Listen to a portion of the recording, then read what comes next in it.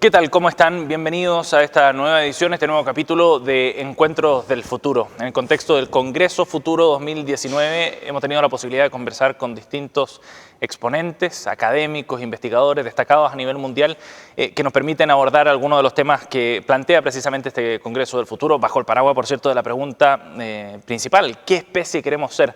Y es en ese contexto que la conversación que tendremos hoy día nos va a servir muchísimo. Abordar asuntos de la personalidad asociados a nuestro futuro es lo que queremos conversar junto a Brian Little. Es académico, profesor, investigador de la Universidad de Cambridge, también de la Universidad de Carleton en Canadá, doctor en psicología de la Universidad de California, Berkeley, y también referente en materia de psicología conductual. Brian, thank you for this conversation. Delighted, thank you. Welcome to Chile. Thank you. Brian, you have said that the introverts will rule the world or will change the world. Okay, I don't know if I'm going too far, but could you go deeper on that? Well, it's funny. I saw that in a Chilean newspaper, and my first reaction was, I didn't say that. No? No, I don't think so. And as an introvert myself, it would sound a little self-serving that introverts will rule the world. But listening you about the introverts, yes, one could think about it. Well, I think that there is a good case, even though I didn't make the case. I think you could make the case that introverts have a considerable amount to contribute, and those who are more introverted may not realize that some of our greatest scientists, artists, poets were highly introverted individuals. And so in that respect, indeed, they already have changed the world substantially. That is true. And why? Yeah. I think it's because they are able to reflect on things, that they are able to spend time thinking about ideas in ways that more extroverted individuals are too busy to do. The extroverts are engaged in stimulating activities. They love to do things, to get things done, to throw themselves into social groups. And that may mean that the introvert is at an advantage in that they tend to spend more time alone, reflecting and thinking about big problems, perhaps. Okay. How do you define introverts? Because many people who are watching us now could feel like introverts, but there are perhaps a lot of definitions. Is it one shy? Shyness and introversion are not strongly linked. Many people think that introverted individuals are shy. Shy individuals would like to engage with others, but can't. Whereas introverts really aren't that interested, certainly as much as extroverts, in interacting with others. So there's a slight difference there. Yeah. I look at introversion at what I call a biogenic level, that there are certain systems in the brain that are different in those who are extremely extroverted, those who are extremely introverted. The more extroverted people have a physiological base that makes them very responsive to positive rewards. So an extrovert seeks out positive stimulation. They say, oh, look, that's worth pursuing. Party! The introvert is not as likely to do that. And an introvert who's very neurotic actually sees the punishment cues, like people. Yeah. And what are their strengths, the strengths of the introverts? There are a number of them. Introverts are much more likely to do better in academic fields, particularly academic fields that emphasize long-term memory. Introverts have better long-term memories, extroverts better in short-term memory, as it turns out. And the introverts place a high premium on the quality of their work in contrast to the quantity. So even if you're doing a very simple task like trying to fix a disk with a pointer, electrically charged pointer, and you have to keep on the disk, and it slows down and speeds up, extroverts and introverts don't differ in their score Okay. but they lose points in different ways. The extrovert is boom, boom, boom, boom, boom, and he misses it, whereas the introvert is correct, but falls behind. And it's a nice metaphor for the extrovert is likely to get a lot of things done, but make mistakes. Yeah. And the introvert is more likely to do things carefully. So in academic fields where getting it right and being, even if you take your time on it, favors the more introverted person. Yeah. And why is it important to understand this difference between introverts and extroverts? Well, first of all, there are 4 other major dimensions of personality that are important to acknowledge. And there's been so much interest in the extroversion-introversion dimension right now that I always hasten to say there are 4 other dimensions, agreeableness, conscientiousness, openness to experience, neuroticism, that are sometimes assimilated to extroversion, introversion. And That's I think mistake. that's misleading, but I think why they matter, these big 5 traits, is that they predict consequential outcomes in our lives, like whether we're likely to be delinquent, whether our marriage is likely to break up, whether we're likely to be healthy, whether we're happy. Happiness seems to be linked to being a stable, that is not neurotic, extrovert. And my talk at the Futures Congress emphasized that we are not the victims of these. There are fates beyond traits. That is, we can act out of character in order to advance what's really important, not our traits, but the core projects of our lives, what really motivates us. Those are linked with this personality. They are linked, but they're also linked to the context of our lives. What we call, the technical term is the affordances that are out there in your social ecology. So you may seek a lot of stimulation because you're biogenically extroverted, but your culture may say, you're not going out after 6 o'clock at night, for example. a young woman, Yeah. you know, forget about it. Yeah. And so there's a conjunction of context and personal trait leading to the frustration of a project that may matter, which is to spend time with my friends. Yeah. Yeah. And that compromises well-being. But people may think that it's the problem is in their personality, in being extrovert or introvert as a problem, and not because of the cultural context. Correct. They might. And that would be short-sighted.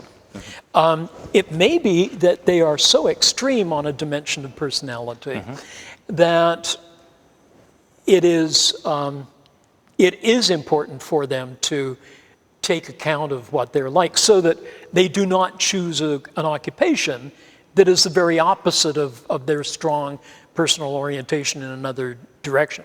That is true. But there's a degree of adaptability and flexibility in humans. Indeed, if I were to think of the most important human trait, it would be adaptive flexibility, the ability to shift from being agreeable to disagreeable, from being legitimately anxious to being stable, from being introverted when it's required, like at a funeral, and extroverted when required, like at a party. Yeah. That adaptability is really crucial. And that's possible for introverts and extroverts? Yes, I believe it is. And it is possible through learning. Personal change is possible.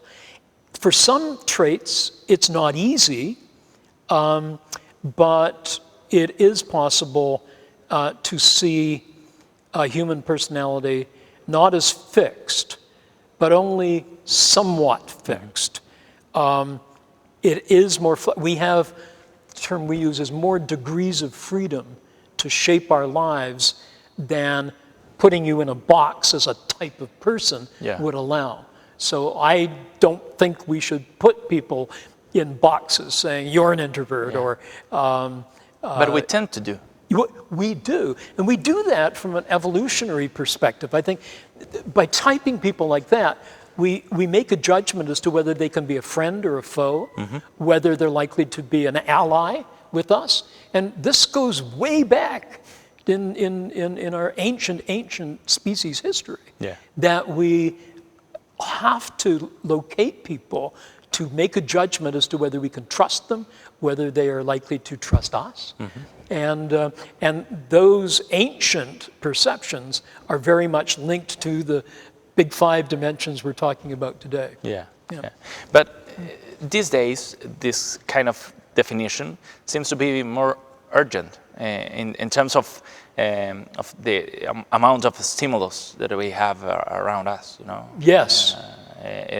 How does this changing cultural changes affect these personality definitions? Yes. Probably the best example of that is the book by Susan Cain that was called Quiet: The Strength of Introverts in a World That Won't Stop Talking. Great title. Have you read that? No, but that's a great title. It's a great title, isn't it? It is. And it was very, very popular. It was the top of the bestseller list, top of the New York Times bestseller list. And Susan did a TED Talk on introversion that has been seen 20 million times now, I think. And I think every one of your listeners should read the book except for chapter 9. Why? Don't read chapter 9. Well, it's about a funny little Canadian professor who taught at Harvard University and who was introverted, but his students didn't realize it. He was very extroverted. And Susan tells the story of how he used to run away from his students at the end of his lectures and hide in the washroom with his feet up so they couldn't discover him because he was too stimulated. So I don't want you to read that chapter because you'll find out too much about that guy who may go by the name Brian Little. Vamos a hacer una pausa en la conversación con Brian Little aquí en Encuentros del Futuro. Volvemos de inmediato.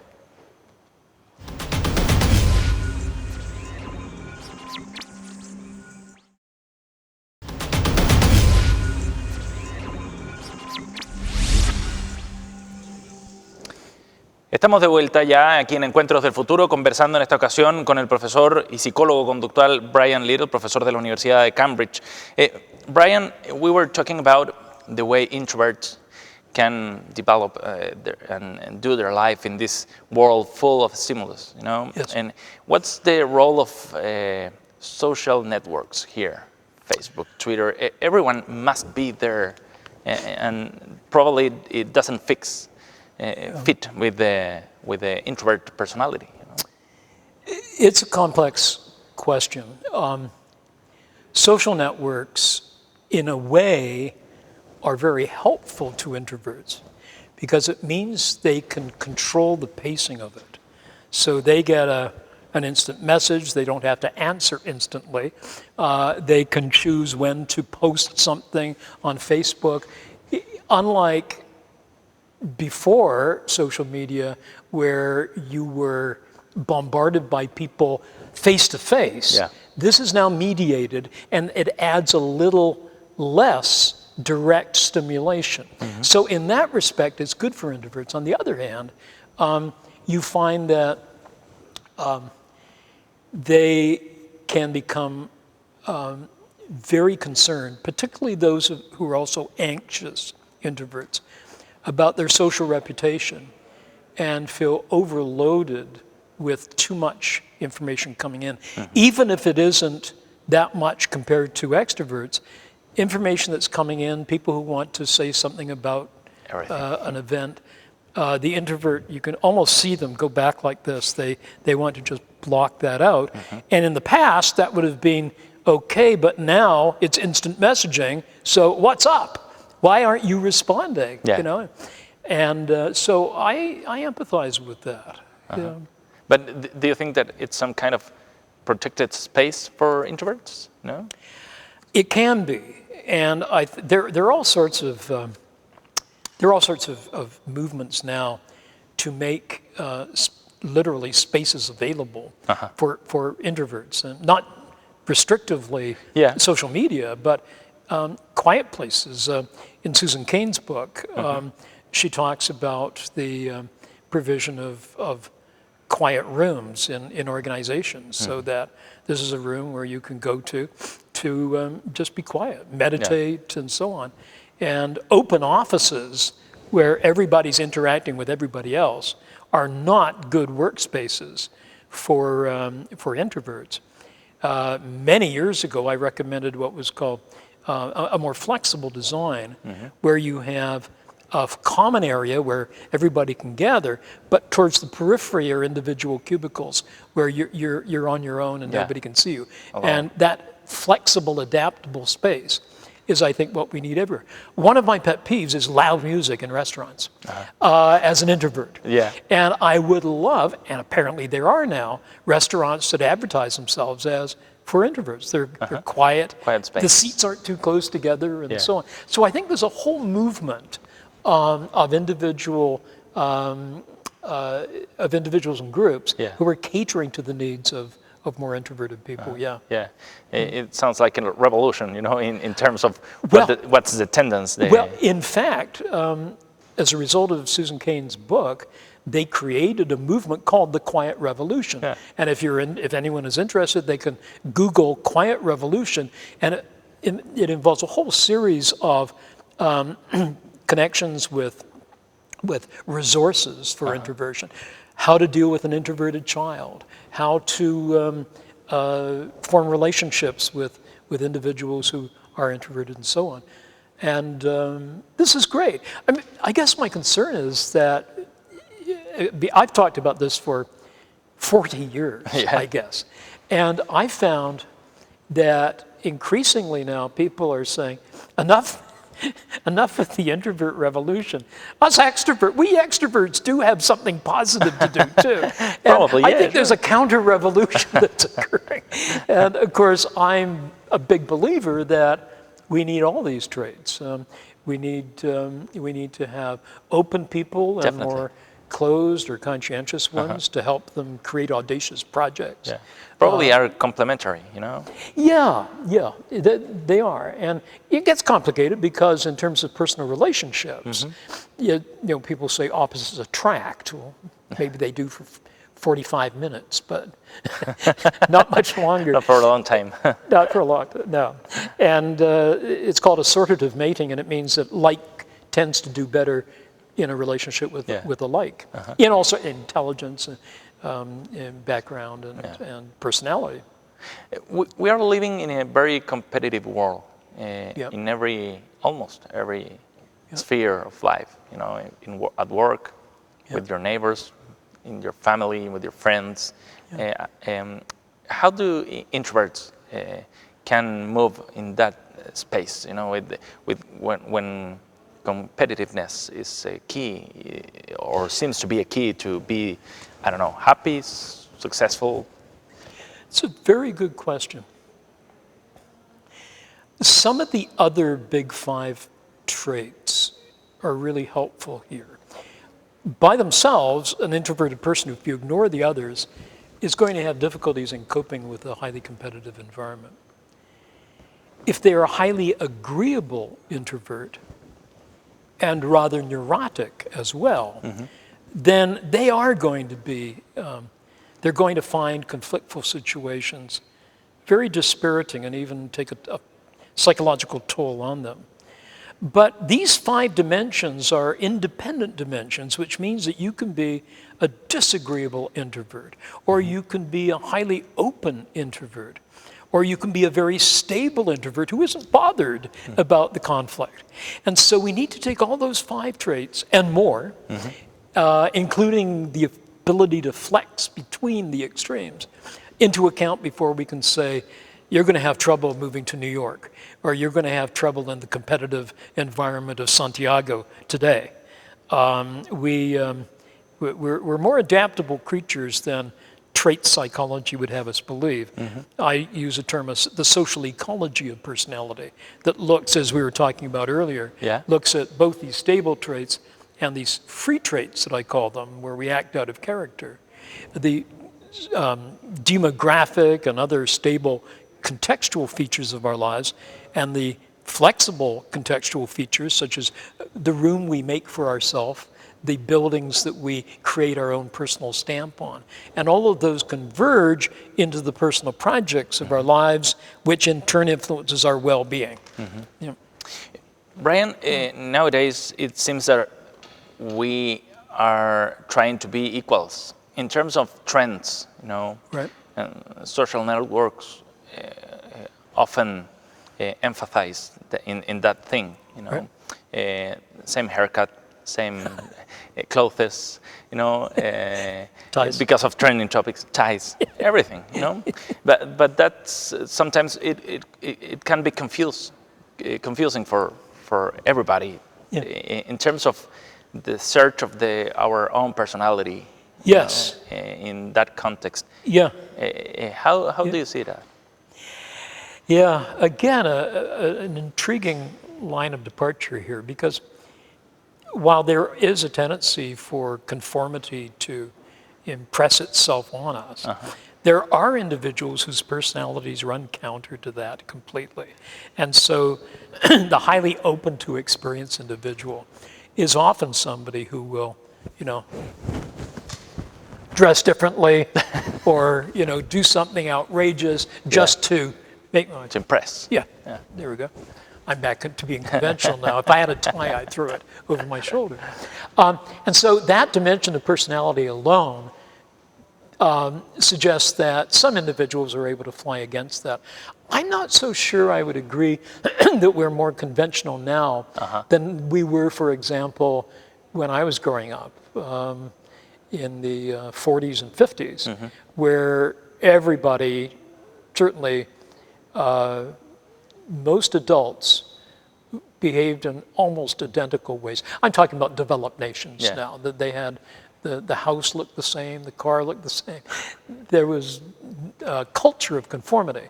And of course, during the 60s, there was this counter movement, in which doing your own thing became the norm. And of course, because everybody was doing their own thing and wearing beards and growing their hair long, they were the new conventionality. So the person who wore a tie and short hair was the unconventional one in those days. So it gets complicated. You were talking about the happiness and how it's linked to the personality. And, and how important it is to find out our personality in terms of pursuing happiness. Yeah, that is a question that we've been exploring for many years, both with my students at Carleton, my students at Cambridge. The first thing I would say is that actively seeking to be happy is counterproductive. Why? Because we may be so concerned with achieving it that we fail to actually recognize when it sneaks up on us. And that the person, to us, it is not the pursuit of happiness that matters, it is the happiness of pursuit. And so it's the personal projects you're pursuing that bring the happiness almost accidentally as a result of your being fully engaged in something that you believe is important and meaningful and leads to human betterment or leads to your own relaxation, whatever it might be. And so if we were to take a conventional view of personality psychology, we would say that to be a stable extrovert is to be happy. But I believe that we have to expand our conception of happiness to almost go back to the old Aristotelian conception of eudaimonia, of well-being, which is broader than just satisfaction. It is a sense of accomplishment with that which is worthwhile and which reveals one's better nature. And I think that introverts, neurotic individuals can achieve that. And they are not precluded from a deeply meaningful life. They may not be over the moon joyfully happy, but they can be deeply satisfied with their lives. Definitely. Brian, thank you very much for this conversation. Thank you very much. I enjoyed it very much. Cheers. Thank you. Bien, así cerramos este Encuentro del Futuro junto a Brian Little. Gracias por habernos acompañado. Los invitamos a continuar con la programación.